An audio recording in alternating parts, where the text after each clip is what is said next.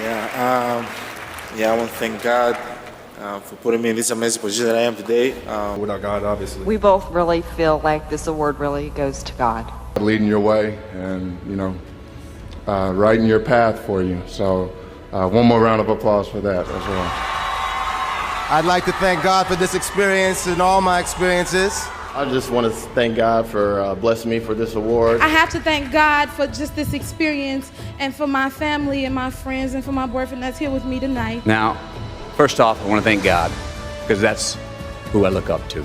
I want to thank God. I know none of this is possible. I'm up here to say thank you to God for giving me this ability, for blessing me, for shaping me, for chastising me. With the ease and grace I have in my heart without my Lord and Savior, Jesus Christ. Thank you. God, I love you. Hallelujah. Thank you, Father God, for putting me through what you put me through, but I'm here and I'm happy. I just want to say thank you so much, not only to God, but to Jesus. First and foremost, man, thank you to the man above. Without his blessing, without his honor, I wouldn't be standing here today, so thank him. I'm very, very blessed. Glory be to God. I claim this victory in the name of the Lord. I want to thank God for my mother and my father who've supported me since I was young. I wouldn't be here without him. He's really blessed me. He's put me in this position, so I want to say thank you so much. And God who believes in us all, and who's given me this morning. And the worst part is, they're always telling us. No, Mom, it wasn't the actual devil. No, they were just dressed as the devil, Mom. I have to go. Yeah, you did warn me about Hollywood. Yes, you did, Mom. Yeah, you did. I will. Thank you. She said she'll be praying for all of us. Thank you. All right. Yeah, I'd like to thank the devil and all the dark lords. In this movie, you're fighting the devil. I call him Beelzebub, Lucifer. It's how I got this job. How did you prepare for the role of fighting with the devil? I did research in satanic kind of cults and stuff like that. In Los Angeles right now, there's like 50,000 devil worshippers. That's not even including the agents. Yeah. But let me Our crowd was too busy cheering satanic worship to hear the joke. That was the sad part. My upbringing, I grew up in a Christian environment. It took me to my adult years or leaving home where I could really try on something different for myself. That was Satanism. It's working out really well. I made a pact. That's why the movie came out so well. Thank you to Satan for giving me inspiration on how to play this role. Have we sold our soul to the devil? How else can you explain us being here? Sammy told me he worshipped the devil. We were in Dan Tana's on that restaurant with all the pictures up. Sammy was like, Satan is as powerful as God. And I was like, what the fuck are you talking about? He says, why do you think there's so much anger in the world? I'll go first on this. That is blasphemous. That is blasphemous.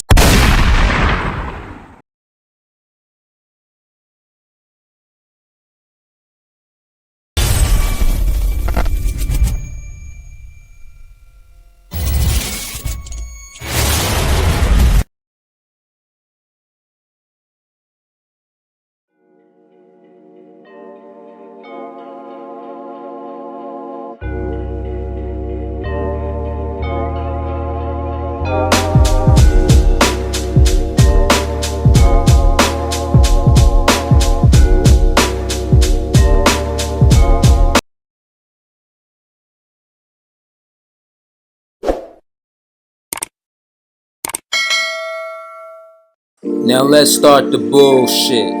The more I look at this world, the more I see that the end times is coming. But whatever I told you is already here. That is blasphemous. For this topic, I'm going spiritual. There's so much corruption in this world, I don't think people talk much about it in a spiritual sense. But I see the bullshit from this side completely. People like to use God's name in vain. And I mean that shit literally. Everybody claims they know God. The Vatican claims it speaks for God. Pastors claim they speak for God. Imams claim they speak for God. Rabbis claim they speak for God. Politicians swear on God. Celebrities thank God. Musicians invoke God. Entire industries built empires using God's name. Yet somehow, despite all these people claiming divine guidance, the world seems more confused than ever. Wars are fought in the name of God. Money is collection in the name of God. Power is gained in the name of God. Control is exercised in the name of God. And if you question any of it, suddenly you're the problem. But if blasphemy isn't questioning religion, what if blasphemy is using faith as a shield for greed? What if blasphemy is claiming to represent heaven while serving earthly interests? Tonight we're talking about religion. We're talking about power. We're talking about institutions. We're talking about celebrities. We're talking about the media. We're talking about the gods people create, the gods people worship, and the gods people profit from. Because somewhere along the way, many people stopped following principles and started following personalities, which brings us to the first religion of the modern world, Hollywood. The place where actors become prophets, musicians become messiahs, and fame becomes the closest thing many people have to a god. That is blasphemous! So let me ask you a question. If somebody can influence what you wear, influence what you buy, influence how you think, influence who you date, influence your politics, influence your self-esteem, and influence how you spend your money, what exactly makes them different from a god? Because whether people realize it or not, celebrity culture has become one of the biggest religions on earth.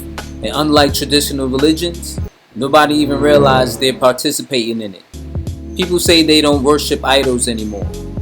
Bullshit. That is blasphemous! Millions of people wake up and immediately check what a celebrity posted online. They know celebrity birthdays, relationship drama, and net worths better than they know their own goals. They defend celebrities they've never met harder than they defend their own family members. If that's not a form of worship, what is?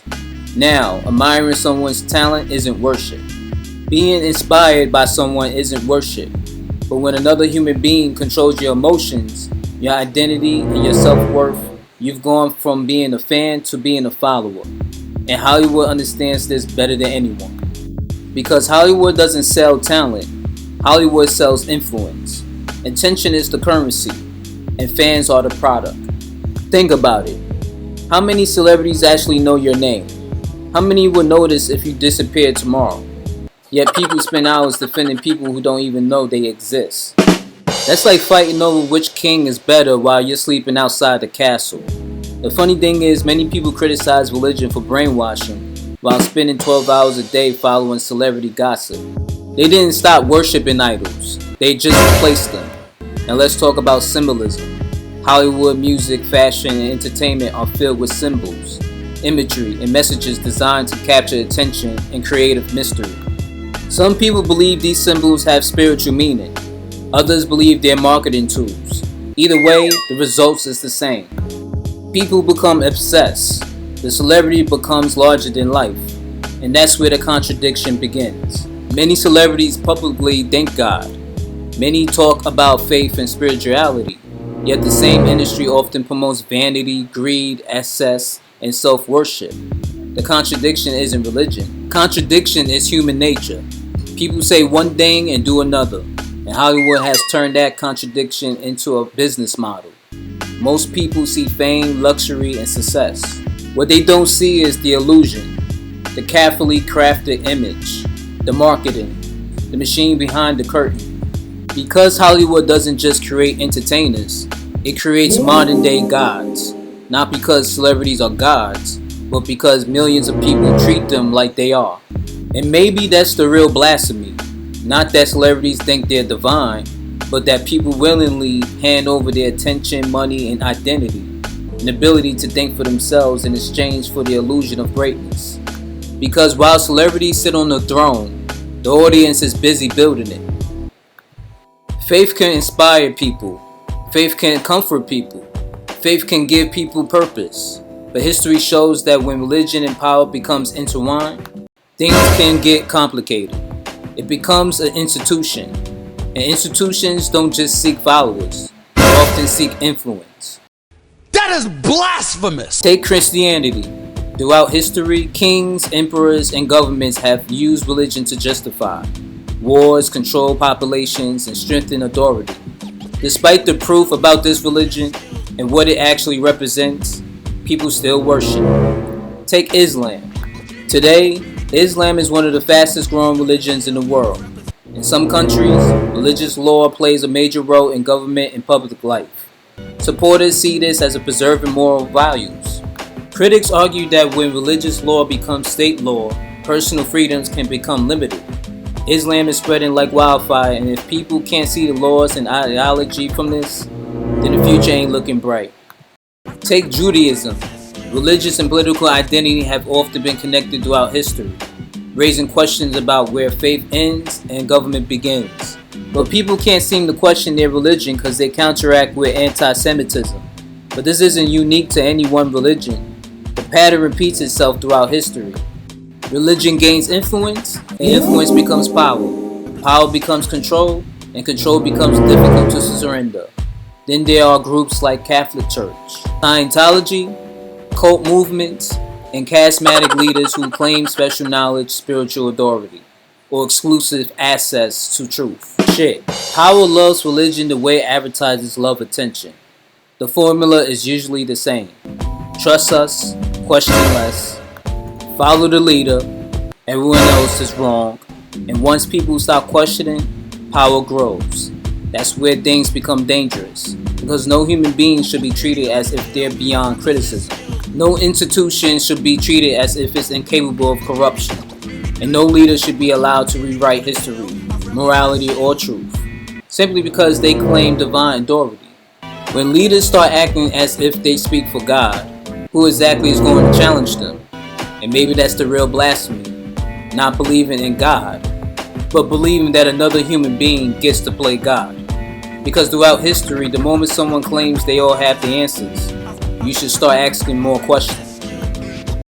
For thousands of years, humanity has been asking the same question. What is really out there? Long before the world's UFO or extraterrestrial existed, ancient civilization described beings descending from the heavens. The Bible speaks of angels, fallen angels, demons, heavenly hosts, visions, and supernatural encounters. Ancient Sumerians spoke of beings from the sky. The Egyptians wrote about gods who descended from above. The Greeks told stories of divine beings interacting with humanity. Today we call them aliens. Yesterday they were called spirits. Different names, same mystery. And maybe that's why the debate never ends. Because some people don't believe UFOs are extraterrestrials at all. That is blasphemous! They believe they're interdimensional, spiritual, supernatural, something beyond our understanding. Through religious encounters, some researchers point out that many alien encounters sound eerily similar. People describe bright lights, beings appearing suddenly, messages being delivered, fear, wonder, perilous, missing time, transformation. The experience changed. The theme remains. That's why some believe humanity isn't dealing with visitors from another planet. They believe humanity is dealing with the same entities that have been described in religious texts. For thousands of years, the modern world says alien. Ancient people said angel. Others say demon. The labels change. The mystery remains. And here's the uncomfortable question. If an entity appeared tomorrow claiming superior knowledge, advanced technology, and salvation for humanity, will people follow it? History suggests they would, because humanity has always searched for something greater than itself. A savior, a messenger, a god, a teacher. Something to explain the unknown. And maybe that's why this topic is so powerful, because it's not really about aliens. It's about belief. It's about faith. It's about humanity's obsession finding answers outside of itself. Some people believe these entities are benevolent. Others believe they're deceptive. Others believe they're simply misunderstood. But regardless of the explanation, one thing remains true. The unknown has always held power over the human imagination. Because the greatest mystery isn't whether aliens exist. The greatest mystery is whether humanity can recognize the difference between truth, deception, and belief when it finally arrives. And if these entities ever reveal themselves completely, will humanity be prepared for what it discovers? Or will we simply create another religion around it? Because we turn celebrities into gods. Imagine we do with the actual aliens. Few institutions in human history have had more influence than the Catholic Church. For centuries, it shaped governments, crowned kings, influenced laws, and played a major role in politics across Europe and beyond. Its impact on history is undeniable. We saw its controversies. The church teaches humility, yet it became one of the wealthiest and most powerful institutions on earth. The church teaches morality, yet scandals involving clergy abuse have damaged countless lives and shattered public trust. For decades, investigations in multiple countries revealed cases where children were abused and molested by clergy members, and critics argue that some church officials prioritize protecting the institution over protecting victims. And that's where many people see the contradiction. How can an institution preach righteousness while struggling to hold its own leaders accountable? That is blasphemous! How can an organization teach spiritual freedom while enforcing rules that some believe have caused guilt, fear, and suffering for generations? The issue isn't faith. The issue is power. May I note that it's weird to see Catholic schoolgirls still wearing miniskirts to schools, or Catholic church music that sound closely to Satan music? There ain't nobody hearing me. History shows that whenever an institution becomes powerful enough, protecting its image becomes more important than serving its mission. The Catholic Church has inspired millions. It has also faced some of the most serious criticisms of any religious institution in modern history. And maybe that's the lesson. No organization should be considered above scrutiny. No leader should be considered above accountability. No institution should expect trust simply because it claims moral authority. Because true faith doesn't fear questions, only power. The biggest contradiction in religion isn't the books, it's the people reading them. You know, some people treat holy books like playlists. Skip straight to the parts they like. Blasphemous! Every major religion teaches some version of morality. Love your neighbor. Help the poor. Be honest. Be humble. Treat others with respect. Simple ideas. So why is humanity still struggling? The biggest problem was never religion. The biggest problem is people. That is blasphemous! People judge others while ignoring their own flaws. People quote scriptures when it benefits them and ignore it when it doesn't. People preach peace while spreading hatred. People claim moral superiority while refusing self-examination. Throughout history, wars have been fought in the name of religion. People have been persecuted in the name of religion. Extremists have committed violence while claiming divine approval. And every side believes God is on their side. That's the contradiction. That is blasphemous! Christianity, Judaism, and Islam all contain teachings about justice, mercy, and accountability. Yet human beings often use religion for tribalism, power, and control. The problem isn't necessarily what's written in the books. The problem is how people choose to interpret them. Because once someone becomes convinced that God agrees with everything they do, they stop questioning themselves. And that's when belief becomes dangerous. Maybe the greatest act of faith isn't believing you're right. Maybe it's having the humility to admit you could be wrong. Because let's ignore the fact some Christian pastors use God for bread. Or ignore the fact they found 71 girls under a synagogue church tunnel. Or a religion that still promotes pedophilia, beat on women, and kill you if you don't join their religion. Does this sound like God behavior? The Vatican isn't just a church. It's a global institution with money, influence, political connection, and centuries of history. And that's exactly why people question it. Critics argue that powerful institutions often protect themselves first, and tell the public the truth second. The Vatican has faced scandals involving abuse, financial controversies, political influence, and accusations of secrecy. That's why many people don't just see a religious organization. They see a power structure, an institution that has spent centuries influencing leaders, governments, and public opinion. Whether every theory is true or not misses the point. The point is that trust is earned through transparency, and powerful organizations rarely enjoy being transparent. Maybe that's why people keep asking questions.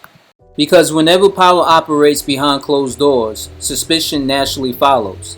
And when an institution claims moral authority over millions of people, the public has every right to ask what's happening behind the curtain. And trust me, the rabbit hole is deep. I don't think the people are ready. But the Vatican isn't the only organization accused of operating behind the scenes. Throughout history, secret societies, occult groups, and exclusive organizations have fascinated the public for one simple reason. People believe power hides in the shadows. Let's start with the occult. The word occult simply means hidden knowledge. Throughout history, various groups have studied mysticism, historic traditions, symbolism, rituals, astrology, alchemy, and spiritual practices outside mainstream religions. Then there's the Freemasons, one of the most famous fraternal organizations in history, known for ceremonies, symbols, networking, and private traditions. Supporters view them as a charitable brotherhood. Critics see them as an elite club with influence behind the scenes. I think we know who they really are. Then there's Scientology, a modern religious movement founded by science fiction writer L. Ron Hubbard. Known for its controversial practices, celebrity connections, and allegations from former members regarding control and secrecy. Then there are cults, groups centered around charismatic leaders who claim special knowledge, special authority, or exclusive truth. History has shown that some cult leaders use isolation, fear, and manipulation, and loyalty to control followers. The formula is always similar. We have the truth, everyone else is wrong, follow us. And that's where things become dangerous. Because the real power isn't a ritual. The real power isn't a symbol. The real power is belief. People want answers. People want purpose. People want to belong to something bigger than themselves. And throughout history, there has always been someone willing to sell them exactly that. Because the greatest secret society in history isn't any organization. It's humanity's desire to believe there is always something hidden just beyond the curtain. The world says it has moved beyond idol worship. But has it? That is blasphemous! The golden calf never disappeared. It just got faster Wi-Fi. People say they don't worship idols while checking Instagram every 6 seconds. Today, people don't bow before statues. They bow before money. They worship fame. They chase status. They obsess over followers, likes, views, and validation from strangers. Technology tells people what to think. Politics tells people who to hate. Social media tells people who they should become. And most people never stop to question it. Money has become a god. Fame has become a religion. Status has become salvation. People spend their entire lives sacrificing their time, health, peace, and relationships at the altar of success. Always chasing more. Never satisfied. The tragedy is that most people don't even realize they're worshiping. Because the most powerful idols aren't the ones made of stone. They're the ones living inside our minds. People say they don't worship false gods, then panic when their phone battery dies. People say they don't worship idols, then spend 6 hours strolling through people they'll never meet. The greatest deception wasn't convincing people to abandon God. It was convincing people that their addictions, desires, possessions, and egos weren't gods at all. Because whatever controls your mind owns your life. And whatever owns your life is your God. Maybe blasphemy was never questioned in religion. Maybe blasphemy was never asking difficult questions. Maybe true blasphemy is using faith to control people. Using God to gain power. Using fear to silence truth. Using belief to manipulate the weak. Throughout history, humanity has worshipped kings, priests, politicians, celebrities, money, and even itself. Every generation claims it found the truth. Yet every generation creates new idols. The lesson isn't to blindly follow religion. The lesson isn't to blindly reject it either. The lesson is to think. Question everything. Question power. Question authority. Question your beliefs. Because the greatest prison isn't a church. It isn't a government. It isn't a secret society. The greatest prison is a mind that refuses to think for itself. And maybe that's the real message. Truth doesn't fear questions, only lies do. The moment someone tells you not to think, you should start thinking even harder. Because freedom begins where blind obedience ends. And that's not blasphemy, that's awakening. The most dangerous false god was never in the sky, a church, a temple, a government, or a celebrity. It was the lie that someone else should do your thinking for you. And like always, don't fear me, hear me. R-X and Rebel Mouth out.